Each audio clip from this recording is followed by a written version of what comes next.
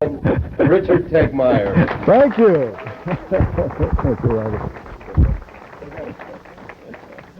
Wow.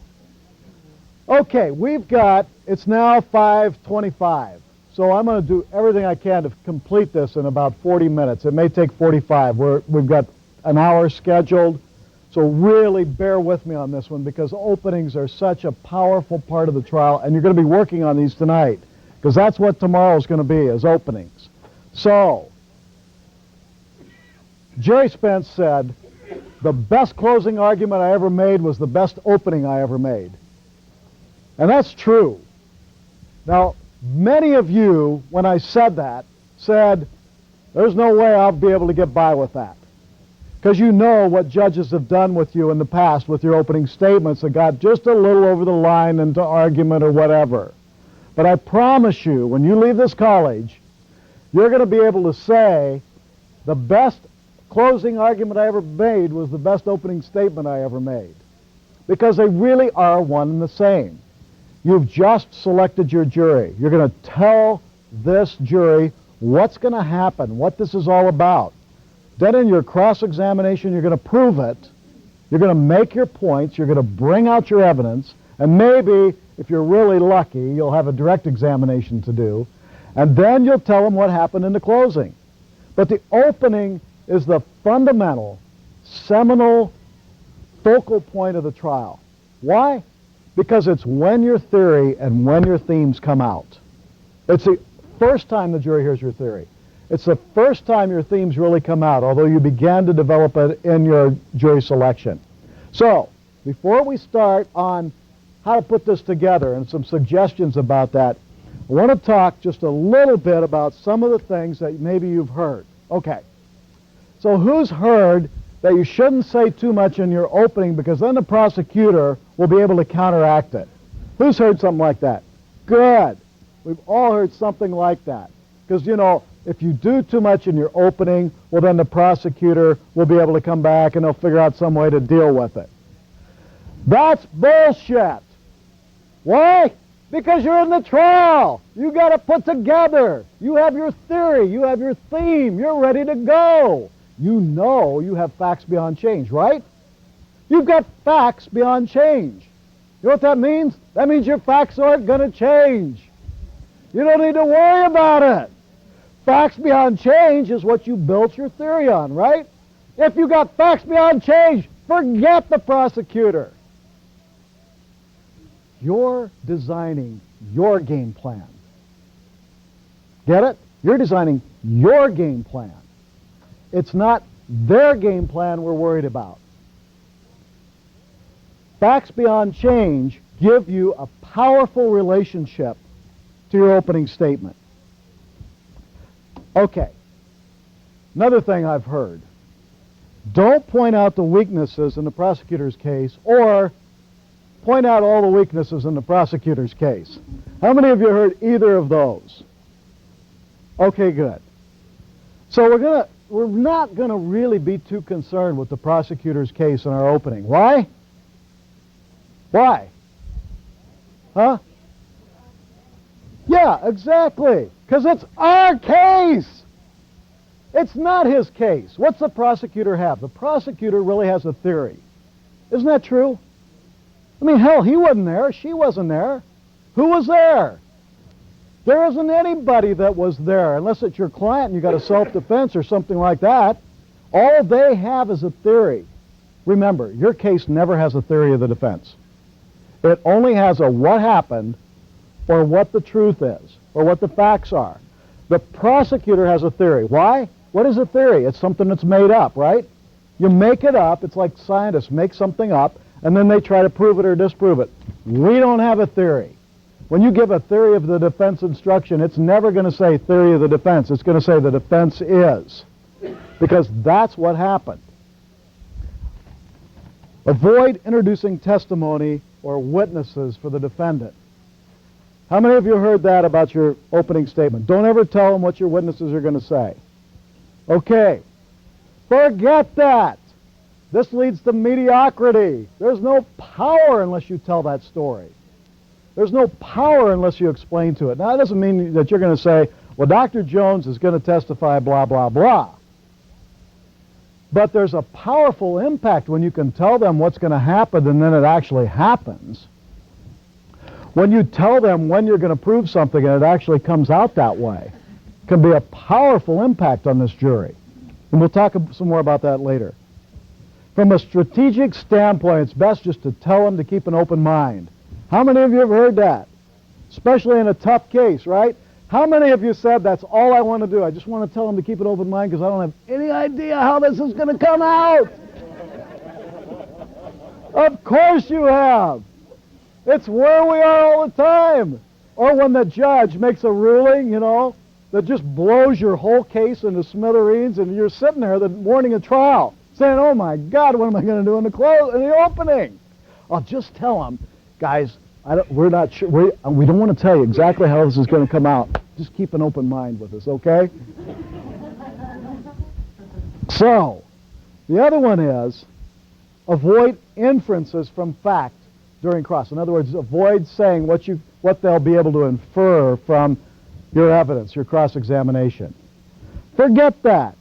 Be careful not to overstate your case. Anybody ever heard that? Huh? Of course we have. We've all heard that.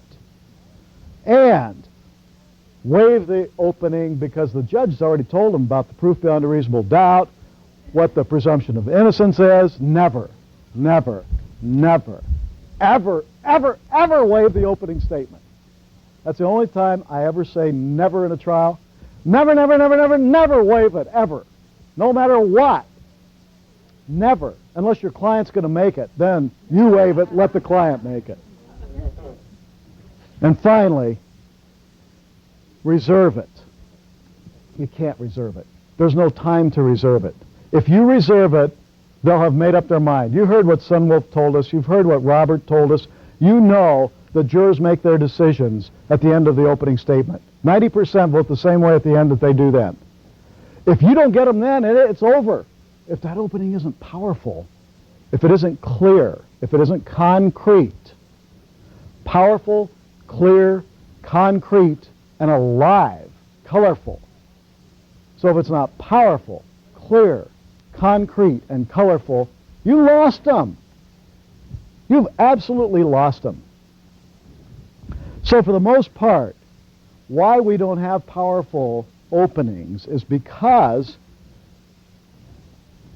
we haven't done our brainstorming and we haven't done our investigation. So if you get to the point where you're about ready to make an opening statement tonight for tomorrow morning, and you go, oh my God, I don't know what to say, then take a look at what you've brainstormed, because you haven't brainstormed enough. When you go back to your offices and you're trying to figure out that opening and you don't know what to say, it's because you haven't brainstormed enough. Look what happened when you brainstormed. What happened? Your cases started coming alive, didn't they? You found trilogies. You found emotions. You know, you found facts that you never even considered, didn't you? Huh? You saw through somebody else what you didn't see yourself when you were studying those fact situations. It'll happen every single time you do it. I promise you it'll happen every single time you do it. So, you know, these are paradigms. They're paradigms from which we see cases. That's what happens when we walk into a courtroom. We walk into a paradigm, a way of looking at things, a point of view. Like when you draw these 9 dots. If you've seen this before, don't say anything, but there's 9 dots up here. Now, I'll give you an assignment.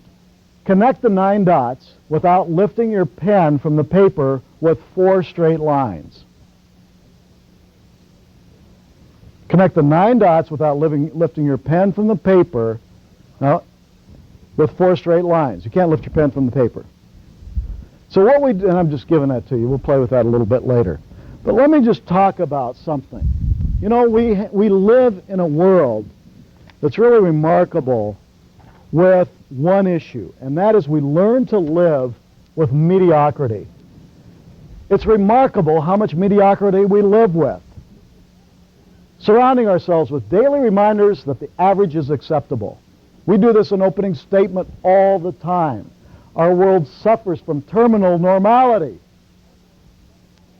Take a moment to access all of the things around you that promote being average. These are the things that keep you powerless to go beyond the limit you arbitrarily set for yourself. The first step to having what you really want is the removal of everything in your environment that represents mediocrity. Removing those things that are limiting. One way is to surround yourself with friends who ask more of you than you do. Stuart Emery. So now you've already started this. That's what you've been doing in your groups. Your groups are going to be asking more of you than you do of yourself. That's why we have shitty openings, because we're willing to accept them.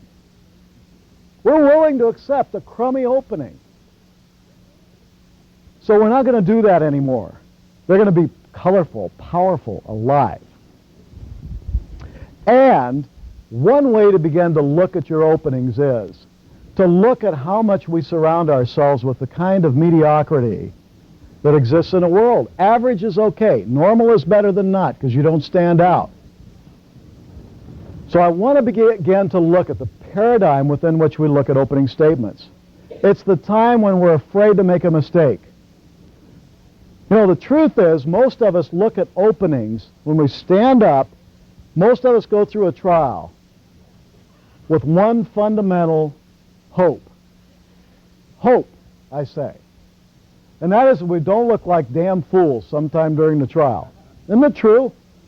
I mean, isn't that really what the biggest fear for us is? You know, that we're just going to look like a damn fool. We're going to be up there and we're not going to know what to say, or we're going to make some stupid thing happen in jury selection that's going to ruin it. Or we're going to say something in our opening that somebody will criticize. Well, the hell with that. We're here to take a stand for the innocence of another human being. So it's time to shed the paradigms that we're looking at our openings through. And that's what you're going to be about tomorrow. So, I want to take just a quick look here at what happens in jury selection. You know what happens? You walk into the courtroom. All your jurors, everybody pretty much has a jury panel or schedule room, right? I mean, they go in there and they watch a movie or a slideshow, or somebody tells them something, or they read a pamphlet or something. Okay, so the conversation, and this is something that Sunwolf was talking about, is that most conversations are negative, aren't they? But, you know, when they walk into that jury room, they're mostly negative. Why? They're used to it. They're used to negative conversations. What do you talk about when you stand in the grocery line? Damn, do you know he's having an affair with her? I didn't know that. Look at that. Look what that tabloid says. And they talk about that. And then they talk about, you know, whatever it is, the Enquirer's latest whatever. And then when people go home, they've been married for, what do they talk about? That awful crime, or how these people couldn't keep it together, or whatever it is, but it's primarily negative. There's not a whole lot of positive conversations, conversations for possibility. Now, that's not just true with, the grocery line. That's true in a lot of other areas, too. We're really afraid to fail. Now, I just want to throw this out. Notice the difference between what happens to a man or a woman who says to herself, I've failed 3 times, and what happens when he says, I'm a failure. A whole different paradigm from which to come from in your cases. So when you're pounding out the theory of defense, brainstorming it, put people in there that, can give you some insight. Go to the diner. Go to the diner. I got a diner that I love. Sam runs this thing for 25 years. Every case I have, I don't tell them what I'm doing, but I say, okay, what do you think about? And I run the drive-by shooting by them.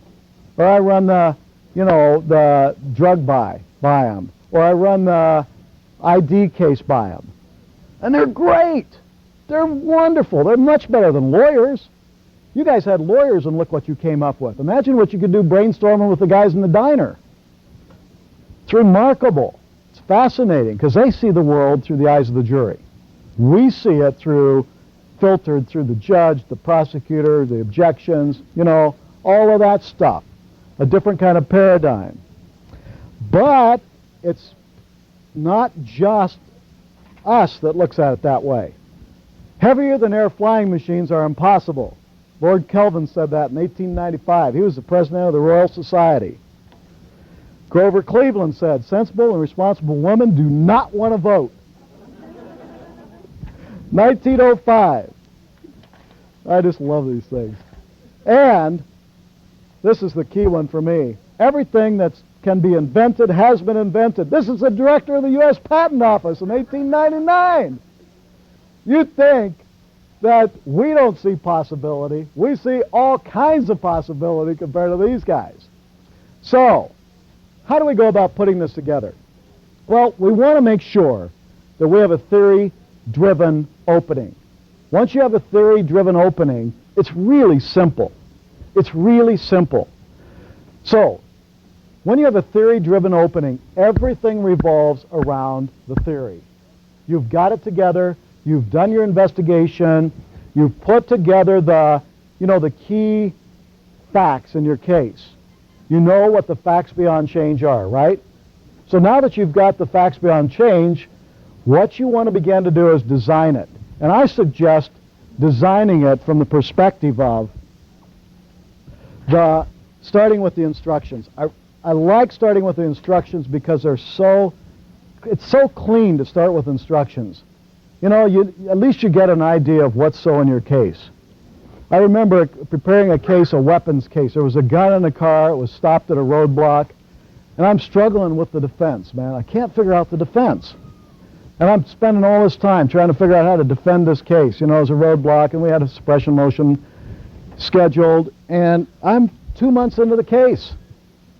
And all of a sudden I think, I wonder what the instruction is on this. So I look at the jury instruction, and the jury instruction in Colorado says, hell, it's okay to have a gun in your car if you're traveling from one place to the other. For 2 months, I died over that case. And I look at the instruction, and there's a whole case. He's going from one place to another. He's got a gun in his car. It's okay. You get that? It was right there in the instruction. Filed a motion. Judge had a little hearing on it.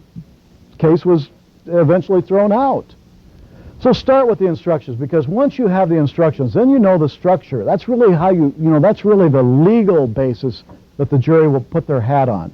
Now, they're never going to make a decision on the instructions. We know that, right? They make it from their heart.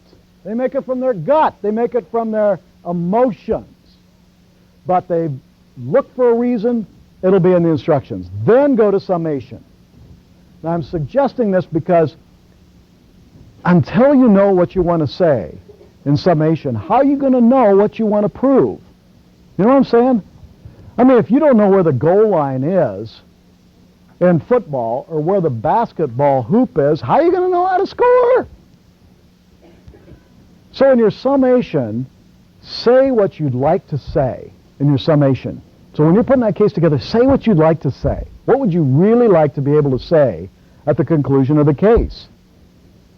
What would you really like to have the officer have verified for you or proven for you? What would you like to have the eyewitness having said to be able to argue that they got the wrong guy? So when you have that, say the closing, or write out your paragraphs of the closing so that you know what it is that you want to be able to say. Jerry Spence says that there's not one word uttered to his jurors that he hasn't written out at some time before the trial. Now, we could take that coaching. That doesn't mean that you would read it, but if you can write it, if you can express it that way, then it gives you powerful access to it sometimes. And some of you may want to try to do that. I used to say, I'm not going to write any of that stuff out. I'm more free-flowing, spontaneous, And then I kept, missing things or leaving something out or not knowing the exact words I wanted to form when I wanted to express an emotion. So I started trying that. It was magical.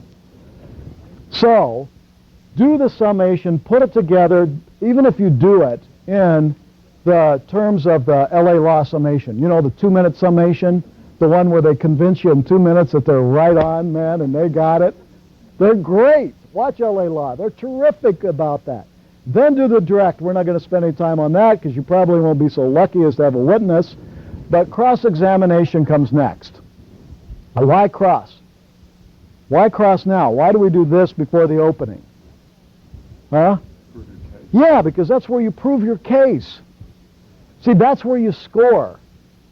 Officer, it was 3:15 in the afternoon when you pulled up your car, wasn't it? Now that is a question that you're going to use in the opening, you're going to use it in the closing, but the point is that it's clear, it's accurate, it tells the jury what you're going to say. And in order to know how to prepare your opening, you've got to have this closing and you've got to have your cross put together. That's where you score. And we'll be scoring on Thursday. So, next, do the opening. Now you can do it, because now you've got the opportunity to know what you're going to prove, what you want to say at the end of the case, and now you can direct your opening. So when you do this tonight, sit down and say, okay, what am I going to say in my cross-examination? How am I going to cross this person after you've done the closing? How am I going to cross whoever it is in your case so that I can establish what I want to establish for the closing? Then go to the opening. Now you're ready. Now you can start to take a look at the opening, because it's only after you put all that together that you can, and then do your jury selection. Now we're doing it a little backwards here because you've already done jury selection, but I just want to throw this out so that you have a possibility to consider as you're going through this. So you have a structure, some kind of a structure for putting it together that will prove to be valuable for you. Now, after you've done this, you'll want to, in the course of your developing your theory, put themes together. Okay, the difference between a theory and a theme. I'm going to give you a theme. A theory is like the legal basis of your case. Like, they got the wrong guy, or what? He didn't know it was a crime, or he thought she was consenting, or whatever it is. Yeah. Now, the theme is they're the words that you use that have richness and flavor. They're what give it life. So the theme is like, just do it. I mean, everybody knows what that means. What the hell does that mean? Everybody knows what that means. Or read my lips. What was that said that? Huh? Huh? Yeah, we know what that means. Or make my day. Everybody knows what that means. You know what I'm saying? So something like that. It might be a trilogy. It might be something that came out in jury selection. I mean, you never know where you're going to find it. And by the way, you'll always want to look to your jury selection to modify a bit your opening statement, because you never know what you're going to find in jury selection. There are some rich things that come out of there. People will say things that are just beautiful for your opening that come right out of the jury selection. So you want to plug that in and use that term. Now, why do I say do it this way? Because this theme's got to come out everywhere along here. It's got to come out in the summation. You've got to say it again in cross.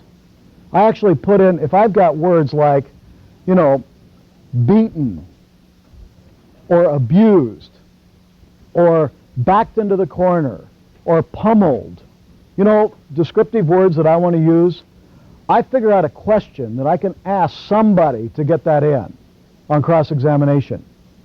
I figure out a question that I can get them to say yes to so that I can then use it. I always want those words to come out in cross as much as you can. It might be over and over. You might be able to do it 2 or 3 or more times in a particular cross. So you want to carry it through so that it's all the way through, even into jury selection. So, for instance, it might even just be a key word. It could be a slogan. But a theme is so powerful because it's what the jury will relate to over and over. It's the only way they're going to get it. So, and what you may want to do to get these put together is begin to go through the case in terms of the 5 senses. Have any of you done that already in your exercises? Just check the 5 senses. Okay, you'll begin to do this. Like, talk about, walk through the house where Kitchens lives, or the factory where she works. What's it smell like? What's it look like? What's it sound like? How does it feel? What perspective you want to come from is very important here. And we've heard about different perspectives here. What perspective do you hear the sounds from? It could be a person, it could be in time, it could be a place. There are lots of different perspectives. They're only limited by the paradigms that we are. Let me just show you something. Most of us looked at this trying to put those 4 lines within a particular category. We put a box around us. See, we just do that in life. When we go to opening statement, we think, okay, I can't do this. Or, I don't know if I can get by with that. You can do whatever you say you can do. If you put a powerful opening together, it'll be a powerful opening. If you put a crummy opening together, it'll be a crummy opening. But you're going to have to look somewhere else than where you've been. I promise you, the best of you are going to have to look somewhere else than where you've been. I got to say something to you. This whole faculty back here, they sweat blood. All of us do when we're preparing these things. We don't just show up at the college and then, walk up here and do a demonstration like that jury selection or like the, demonstrations that you're going to see tomorrow. I don't want you to get the wrong idea. These guys are back there busting their butt for time way ahead. These women are preparing these statements and these deliveries that they're giving to you, and there's demonstrations that they're giving, just like you are. Don't think they're just doing it. They're recreating it new. It's not because they've done it over and over. If you don't recreate it new each time, it doesn't exist. It doesn't live. Does that make sense? You got to recreate it new each time. Otherwise, there's no life. It's like if you've been living with someone for a long time that you're married to, what happens? You got to recreate it, don't you? If you don't recreate it, it ain't going to be there. It's got to be invented newly. And the same thing is true with your opening. Okay.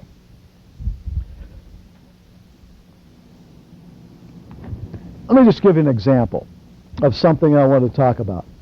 So in Brown, for instance, one of the themes I'm just going to use some very common ones that you probably discussed. Like there's a chain of misunderstanding in that case. So you may want to play on something like that. In Dodd, it was whatever served Judy's purpose, really, wasn't it? I mean, Judy would what? She'd lie to her parole officer. She'd lie to her husband. She'd lie to the police. She'd lie to anybody to get what she thought she wanted or whatever served her purpose. Baker, they wouldn't listen to the man who was about to meet his maker. In a Baker case, those are the kinds of things that you want to begin to get in touch with. The kinds of emotions you want to try to get in touch with. I mean, imagine this. Here's a guy who's dying, and the prosecution is going to have to tear him to pieces to make their case. Wouldn't listen to him. So there's a moment at which you'll get in touch with that issue that Steve talked about, where you can cry when you realize what it was like for your client.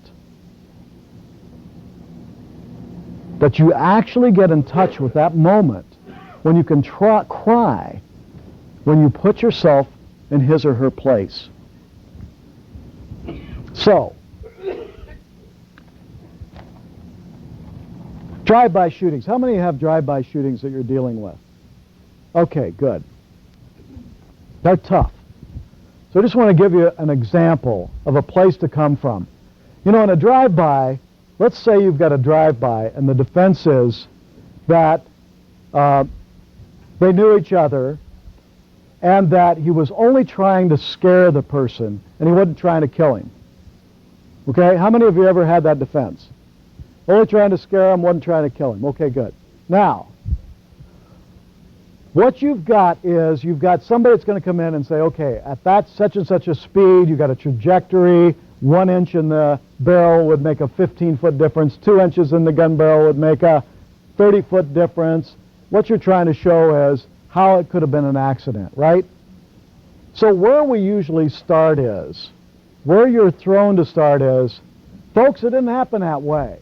Here's how it really happened. And we'll show you. We'll bring in Dr. So-and-so, and he's going to tell you how if you're going 40 miles an hour that the barrel of the gun, we could do it that way. And that would be pretty much what you would expect. It would be mediocre and it would be average. Or you could do it in a different way. You could do it something like this. Johnny Mayfield is my friend. And Johnny was also Jimmy Thomas's friend. Jimmy Thomas and Johnny grew up together. They lived in the same neighborhood. They met each other when they were 8 years old, going to Wasson Elementary School. They were kids who shared bicycles. When they didn't have lunch, they shared their lunches together. When they went to the park, sometimes one of them had a bike, sometimes they didn't. They'd share their bikes, they fixed their bikes together, they hung out together, they played together, they went to each other's homes, they slept over with each other. They lived together as best friends when they were kids. They shared secrets together. They shared secrets that they wouldn't even share with their own brothers. They really were best friends.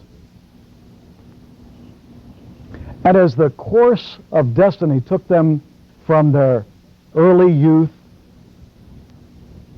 to their teen years, something always seemed not to work out with those two.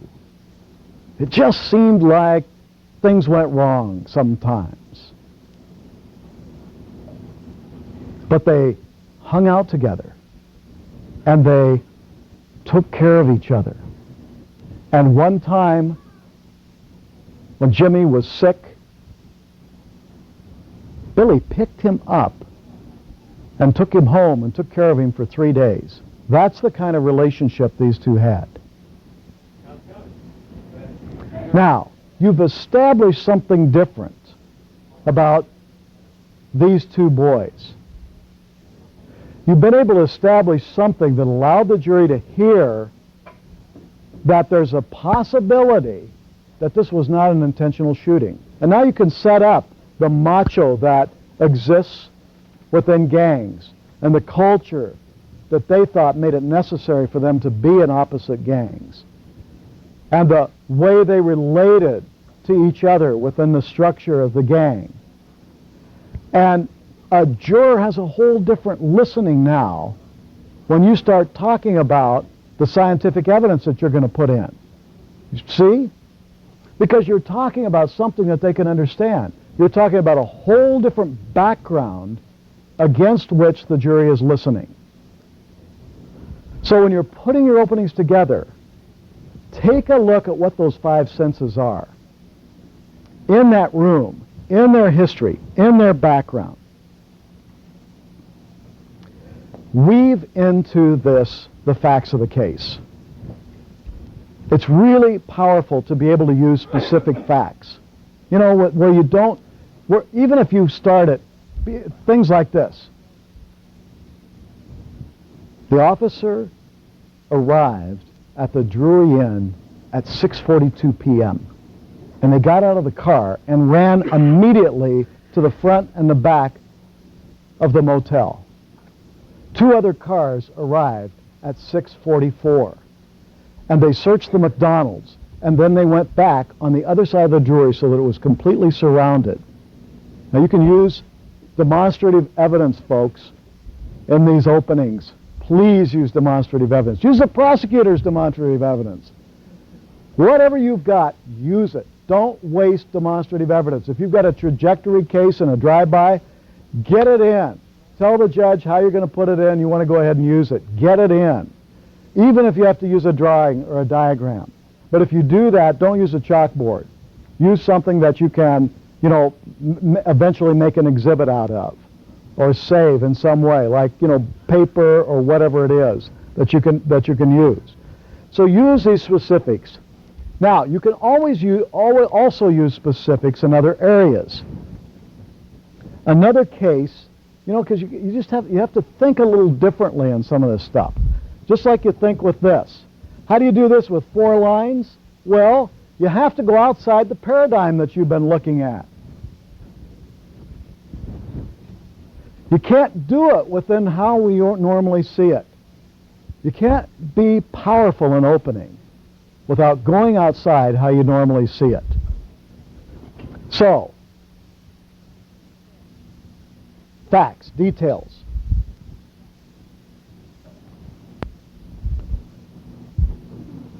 You could say, let's say you have a young man who was abused and beaten. You could say, Larry was abused and beaten from the time he was 7 until he was 16. You could say that. Or you could say,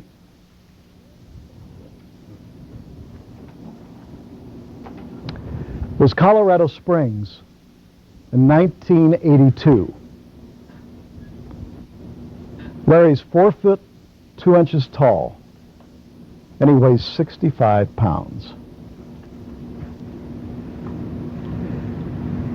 His father throws open the bedroom door and reaches in and grabs him in the midst of the mess and the safety that the closet offered and pulls him out and throws him against the wall. A man 3 times his weight. Now, can I say an 8-year-old was 65 pounds? Yeah. Do I know that? Am I going to be able to prove that he was 65 pounds as an 8-year-old? No. But that's how much average 8-year-old is. He's 65 pounds. I checked it out. They're also 4 foot 2 inches tall. Now, what's the prosecutor going to do? How's he going to prove that? Is he going to object? Well, of course not. But I know when that boy was 8 years old, he was a small kid. And I know his father's 190 pounds. It's a reasonable inference that I can put together, and it's a factual one that brings that whole thing alive. A lot more than just saying, well, you know, between 7 and 16, he was beaten. So it's okay to put yourself in the place of time long ago. I had to go back to 1982 to do that. But in 1982, you'll notice that I use present tense in that, not past tense, because it doesn't live the same way in past tense that it does in present tense, does it? So you may want to go back in time from that perspective or that paradigm. You know, you may want to go forward in time to the year that somebody retires, or in 2 years when they're wondering if somebody's still in prison, or whenever. So it's really powerful to use paradigms, different paradigms of time. Now, do you want to make up stuff that you are absolutely going to get hit with? Of course not. But there's nothing untruthful about what I said about a 4 foot 2, 65 pound boy. You see what I'm saying? It's illustrating who this person is in relationship to the abuse that he had. You don't want to make up stuff that's just off the wall, of course. But you're going to be able to take a certain amount of liberty with facts in your case so that they illustrate something powerfully for you.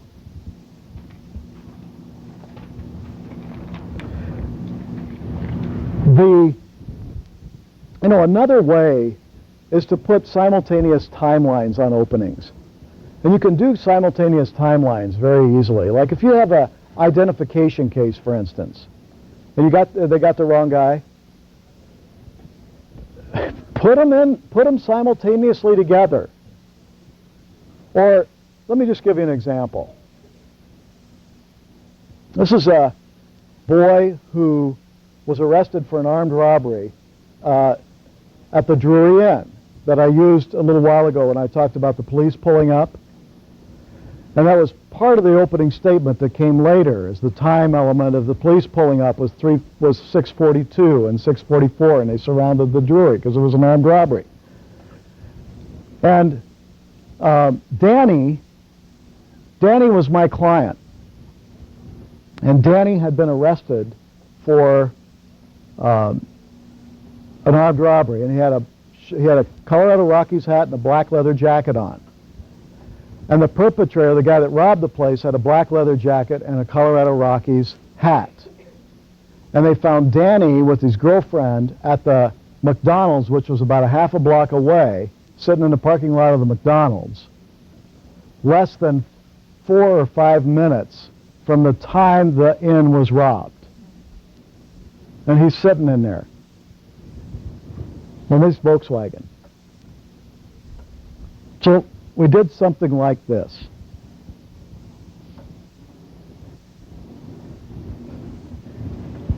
Danny left his house and pulled on his black leather jacket because it was springtime in the Rockies. It was cold, and the air was real brisk. It was that time right between winter and summer when you want something on and you really want not to wear a jacket, but it was evening and it felt good to him.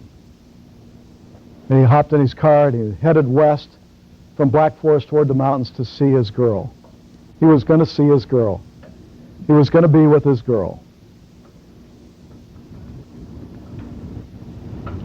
The person walked up to the Drury Inn and pulled his black leather jacket tight around his neck because the wind was out of the north, and reached down and put his hand in his pocket. And as he came up, the clerk saw him bring the gun out and put it under his arm as he walked up to the counter, pulling down his Rockies hat over his face. Danny was really happy to get to his girlfriend's house. He opened the door, her mom said hi, and Joe came bounding out, hopped in the car, and off they drove.